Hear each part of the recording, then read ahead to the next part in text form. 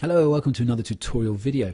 What we're going to be looking at now is the A and the C grade responses side by side so you can see the difference more clearly.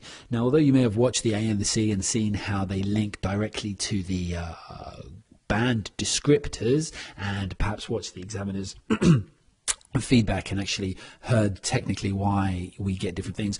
The reason we're going to look at them side by side now is so you can actually see the differences and develop them. And sometimes just different people learn in different ways, so this might be more useful if you really feel like you've got an A kind of locked down in your head already from the other videos. Then by all means, then move on to you move your revision onto something else. But I think that looking at this for a lot of people is going to make a really interesting comparison. So remember that this is our retrieval question. And what do we learn about Ben Leach's article about the issues and concerns? So we're looking to pull out things and infer. That's the key thing we're trying to do here. We're trying to pull out things, support it, and build inferences from them. So with the C grade one, we got the marks because we picked things out and we were very static in what we said. We just reworded the ideas that were coming across in the article. We didn't develop them in any way. So as you see here, even in the things that we picked up, look where the quotations are. Here we have a number of just the fact that it's 14. That's a very short factual quotation that's picked up. Here is a more descriptive one, and then there's a little more comment on what's going to be done with it. Whereas over across here, you'll find that there is a summary of what's going on in and of itself. So the ideas that are actually coming through here are extended, okay? So they have actually mentioned the 14 wind farms as well, but they've actually saying meaning this, and it's picked up a little more. So I think the idea of whether it was protected or not protected.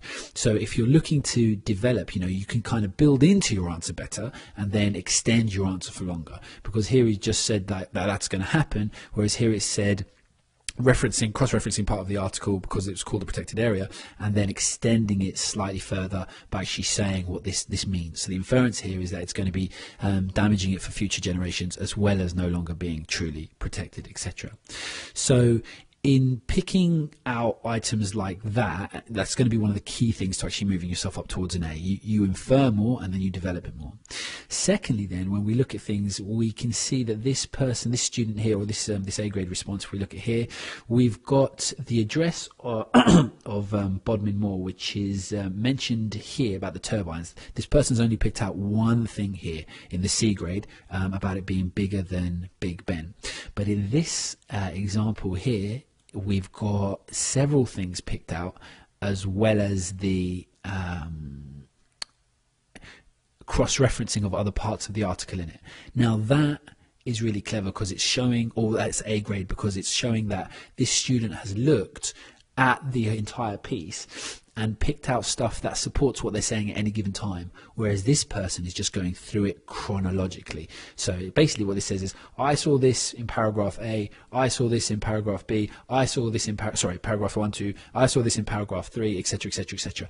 Not really cross-referencing it. But if we take these two as a good example, next to the picture Bodmin Moor, 415 feet, set of turbines has been approved, so that's one thing. Even though the moves is staunchly opposed by the RSB, so that's two things.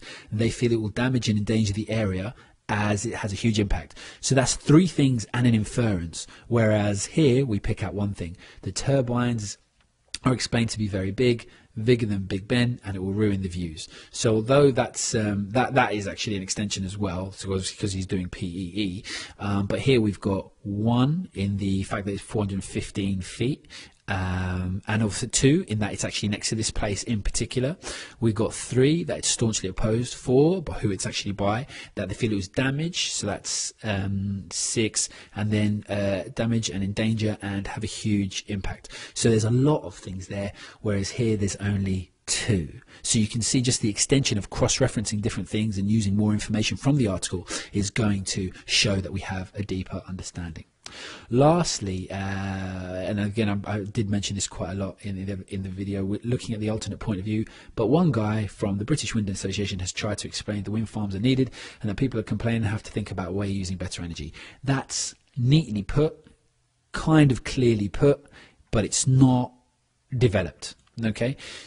So what we get to here again is look at the quotations and how they're used. So here we've got 1, 2, 3, 4 quotations to say exactly the same thing. So that's one of the things you probably be well off doing in this, is if you look for the paragraphs, and this is kind of why I've written them this way, is so you can actually cross-reference exactly the same thing and look at the same thing as a C to an A, as a C to an A. So that sentence there where we've only got one explanation and then a bit of inference, one quotation, then a bit of inference afterwards, here we've actually got it completely embedded and supported by the actual quotation, which just makes the answer so much more perceptive because you're linking all the things. So with regard to the alternate point of view, we learn that a member of the British Wind Energy Association has called for each wind farm's viability to be dealt with on a case-by-case basis because there are wider issues to consider, namely global warming and thus the need for cleaner energy. So the summary point there includes or encapsulates so much more, which is where you start to become more perceptive. So it's like kind of looking at something and saying that's a computer, or saying looking at something and go, oh, that's a MacBook Pro, second generation, that's the one that had the first one to have the Intel Core processor, etc., etc., etc. So when you're looking at studying or analyzing or retrieving information, you want to try and be able to pick stuff out and cross-reference it as much as possible. And that's the main difference. The points here are almost the same. All the same points are going to be picked up, and that's going to happen. An article is only going to have so many points that you can actually reference. An A-grade student might infer a lot more, but they're not necessarily going to read a completely different article than you. They're going to be picking up they're going to be picking up the same points and having the same points to play with, but it's the way that they can then wield them and link them to the rest that's going to get them more marks. So we're going to go through this with all the other ones as well, and I hope you can see why we're doing it, even though it seems a bit laboured. If you want to, like I say, I should put these up on Facebook, actually. I put them up on Facebook, and then you can take them down and then really read over them and perhaps highlight the things that are actually similar and different to yourself, just as an exercise to make sure you get your head around it.